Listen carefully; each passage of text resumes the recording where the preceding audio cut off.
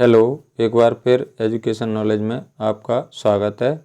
आज हम कक्षा 10वीं के विद्यार्थियों के लिए बहुत ही महत्वपूर्ण प्रश्नों को लेकर आए हैं। तो आप देख सकते हैं आईएमपी प्रश्न है ये सभी बोर्ड परीक्षा 2025 के लिए है ना। सामाजिक विज्ञान कक्षा 10th ये 5वां भाग है। इससे पूर्व में 4 भाग डाल चुका हूँ, यूट्यूब चैनल पर उपलब्ध हैं, मेरे यूट्यूब चैनल पर। तो ये मोस्ट आईएमपी प्रश्न है, तो इसको आज हम हल करेंगे। तो इसमें आप देखेंगे ये सभी प्रश्न बहुत ही अच्छे प्रश्न हैं और छोटे प्रश्न है ना। तो इसमें देखिए प्रश्न है आपका कान लॉ क्या है, बहुत आईएमपी प्रश्न है। तो इसमें उत्तर देखिए, बड़े भूमस्वामियों के दबाव में आकर ब्रिटेन की सरकार ने मक्का के आयात पर पाबंदी लगा दी थी। पाबंदी माने क्या होता है, रोक। उसे कार्न लॉ कहा जाता है। बहुत आईएमपी प्रश्न है। यानी बड़े भूमस्वामी जिनके पास ज़्यादा ज़मीनें थीं, ब्रिटेन की सरकार ने, आप देख सकते हैं, बड़े भूमस्वामियों के दबाव में आकर ब्रिटेन की सरकार ने मक्का के आयात पर पाबंदी लगा दी थी। पाबंदी माने क्या होता है, रोक। उसे कार्न लॉ कहा जाता था। इसके बाद में नेक्स्ट क्वेश्चन है अगला प्रश्न है आपका, सर हेनरी मार्टन स्टिनली कौन थे। तो इसका उत्तर देखिए, सर हेनरी मार्टन स्टिनली एक पत्रकार और खोजी थे। यानी ये पत्रकार थे और खोजी थे, है ना। अगला क्वेश्चन है, बहुराष्ट्रीय कंपनी या बहुराष्ट्रीय निगम किसे कहते हैं। तो इसमें देखिए बहुराष्ट्रीय कंपनी या बहुराष्ट्रीय निगम एक ही बात होती है। तो इसमें उत्तर देखिए, एक साथ बहुत सारे देशों में व्यवसाय करने वाली है ना, एक साथ बहुत सारे देशों में व्यवसाय करने वाली कंपनियों को बहुराष्ट्रीय कंपनी कहा जाता है। यानी एक साथ बहुत सारे देशों में या राष्ट्रों में व्यवसाय करने वाली कंपनी को बहुराष्ट्रीय कंपनी या बहुराष्ट्रीय निगम कहा जाता है। इसके बाद नेक्स्ट क्वेश्चन है अगला प्रश्न है आपका, आयात शुल्क से क्या आशय है या आयात शुल्क किसे कहते हैं। तो उत्तर देखिए, किसी दूसरे देश से आने वाली चीज़ों या वस्तुओं, एक ही बात है, पर जो शुल्क वसूल किया जाता है उसे आयात शुल्क कहते हैं। ठीक है, यानी किसी दूसरे देश से आने वाली वस्तुओं पर जो टैक्स लगाया जाता है यानी शुल्क लगाया जाता है उसे आयात शुल्क कहते हैं। इसके बाद नेक्स्ट क्वेश्चन है आपका, अगला प्रश्न है, वीटो या निषेधाधिकार का क्या अर्थ है ना। तो इसका आंसर देखिए, इस अधिकार के सहारे एक ही सदस्य की असहमति माने क्या होता है, मना करना, किसी भी प्रस्ताव को खारिज करने का आधार बन जाता है। ये भी अच्छा क्वेश्चन है। ठीक है, इसके बाद नेक्स्ट क्वेश्चन है अगला प्रश्न है आपका, हायर परचेज व्यवस्था क्या थी।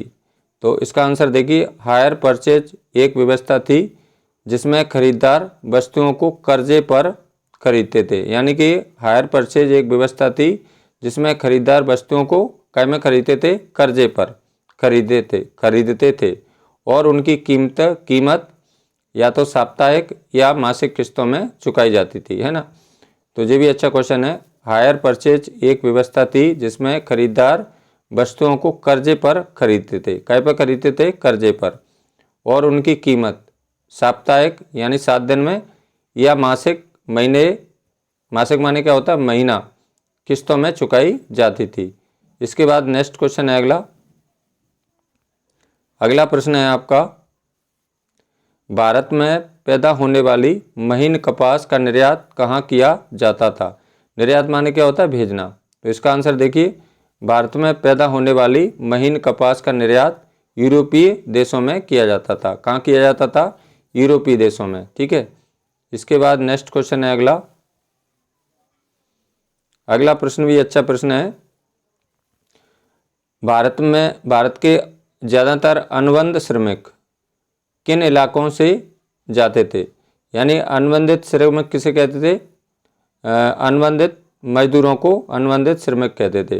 तो इसका आंसर देखिए भारत के ज़्यादातर अनुबंधित श्रमिक, श्रमिक माने क्या होता है, मजदूर, मौजूदा पूर्वी उत्तर प्रदेश, बिहार, मध्य भारत और तमिलनाडु के सूखे इलाके से जाते थे। कहाँ से जाते थे, पूर्वी उत्तर प्रदेश, बिहार, मध्य भारत और तमिलनाडु के सूखे इलाके से जाते थे, जहाँ पर सूखा ज़्यादा पड़ता था, उस इलाके से अनुबंधित श्रमिक काम करने के लिए जाते थे। ठीक है, इसके बाद नेक्स्ट क्वेश्चन है, ये भी अच्छा क्वेश्चन है, वेरी वेरी आईएमपी प्रश्न है। देखिए अगला प्रश्न है आपका, वैश्वीकरण किसे कहते हैं, है ना, बहुत आईएमपी प्रश्न है। तो इसका उत्तर देखिए, विभिन्न देशों के बीच परस्पर संबंध और तीव्र एकीकरण की प्रक्रिया को वैश्वीकरण कहते हैं। विभिन्न देशों के बीच परस्पर क्या संबंध, है ना, और तीव्र एकीकरण की प्रक्रिया को क्या कहते हैं, वैश्वीकरण कहते हैं। अगला क्वेश्चन है, द स्मिथ फील्ड क्लब क्या था। तो इसका आंसर देखिए, the Smith field club London का पुराना पशु बाजार था। यानी ये स्मिथ फील्ड क्लब किसका है, लंदन का पुराना पशु बाजार था, यानी एक बाजार का नाम है। क्या नाम है इसका, London the Smith field club, London का सबसे क्या पुराना पशु बाजार था। इसके बाद अगला क्वेश्चन बहुत आईएमपी प्रश्न है, रेशम मार्ग, है ना। तो इसमें देखिए रेशम मार्ग या इसको सिल्क रूट भी कहते हैं, क्या है ना। इसका आंसर देखिए रेशम मार्ग या इसको सिल्क रूट बोलते हैं। रेशम मार्ग से रेशम का व्यापार होता था, इसलिए इसे रेशम मार्ग कहा जाता था, है ना। रेशम मार्ग से किसका व्यापार होता था, रेशम का, है ना। ये मार्ग एशिया, यूरोप और अफ्रीका को जोड़ते थे। ये एशिया महाद्वीप का नाम है, यूरोप महाद्वीप का नाम है और अफ्रीका का महाद्वीप का नाम है ना। तो ये मार्ग किसको जोड़ते थे, एशिया, यूरोप तथा उत्तरी अफ्रीका को जोड़ते थे। ये मार्ग ईसा पूर्व में ही अस्तित्व में आ चुके थे और लगभग 15वीं शताब्दी तक अस्तित्व में थे। इसी मार्ग से चीनी पोटरी जाती थी और वापसी में सोने चांदी जैसी कीमती धातुएं यूरोप से एशिया पहुंचती थी। तो ये आईएमपी प्रश्न है। ये मार्ग मुख्य रूप से इससे किसका व्यापार होता था, रेशम का व्यापार होता था, है ना। और ये मार्ग किसको जोड़ते थे, एशिया, यूरोप और अफ्रीका को जोड़ते थे। ये मार्ग ईसा पूर्व में ही अस्तित्व में आ चुके थे और लगभग 15वीं शताब्दी तक अस्तित्व में थे। इसी मार्ग से चीनी पोटरी किसके लिए जाती थी, यानी कि एशिया, यूरोप होते हुए उत्तरी अफ्रीका तक जाती थी और वापसी में सोने चांदी जैसी कीमती धातुएं यूरोप से एशिया पहुंचती थी। इसके बाद अगला क्वेश्चन भी अच्छा है, छोटे छोटे क्वेश्चन है जी सभी। औद्योगिक उत्पादन किसे कहते हैं, तो इसके बारे में एक लाइन की परिभाषा मैंने बनाई है, फैक्ट्रियों से होने वाले उत्पादन को औद्योगिक उत्पादन कहते हैं। बहुत आईएमपी क्वेश्चन है, फैक्ट्रियों से होने वाले उत्पादन को औद्योगिक उत्पादन कहते हैं। इसके बाद में अगला क्वेश्चन ये भी आईएमपी क्वेश्चन है, स्टेपलर का क्या अर्थ है। इसका उत्तर देखिए, ऐसा व्यक्ति जो रेशों के हिसाब से ऊन को स्टेपल करता है या छांटता है उसको क्या कहते हैं, स्टेपलर कहते हैं। ऐसा व्यक्ति जो रेशों के हिसाब से ऊन को क्या करता है, स्टेपल करता है या छांटता है ना। किसको छांटता है, ऊन को, या तो स्टेपलर करता है। स्टेपल माने क्या होता है, जो पंचिंग मशीन होती है जिसको आप कागज के रूप में आप लगाते हैं पंचिंग, वही स्टेपलर है जी। अगला है फुलर, फुलर का क्या अर्थ है ना, ये भी अच्छा क्वेश्चन है। तो देखिए फुलर, ऐसा व्यक्ति जो फुल करता है यानी चुन्नटों के सहारे कपड़े को समेटता है, उसको क्या कहते हैं, फुलर कहते हैं। ऐसा व्यक्ति जो फुल करता है यानी चुन्नटों के सहारे कपड़े को समेटता है। तो ये भी अच्छा क्वेश्चन है। इसके बाद में देखिए अगला प्रश्न भी अच्छा है, कार्डिंग, कार्डिंग का क्या अर्थ है। तो इसका आंसर देखिए, कार्डिंग वह प्रक्रिया जिसमें कपास या ऊन आदि रेशों को कताई के लिए तैयार किया जाता है। यानी कार्डिंग क्या प्रक्रिया, वह प्रक्रिया जिसमें कपास या ऊन को, कपास को या ऊन को रेशों के हिसाब से कताई के लिए तैयार किया जाता है ना। इसके बाद अगला क्वेश्चन है प्लाई शटल, है ना। प्लाई शटल का क्या अर्थ है। तो प्लाई शटल क्या होता है, यह रस्सियों और पुलियों के जरिए चलने वाला यांत्रिक औजार है जिसका बुनाई के लिए इस्तेमाल किया जाता है ना। यह रस्सियों और पुलियों के जरिए चलने वाला एक यांत्रिक औजार है जिसका बुनाई के लिए इस्तेमाल किया जाता है या बुनाई के लिए प्रयोग किया जाता है। इसके बाद में अगला प्रश्न भी बहुत अच्छा क्वेश्चन है, देखिए गुमास्ता के कार, है ना। गुमास्ता के 2 कार्य लिखिए या 3 कार्य लिखिए। 3 नंबर में आया तो 3 कार्य लिखना है। तो गुमास्ता के कार्य क्या हो जाएंगे?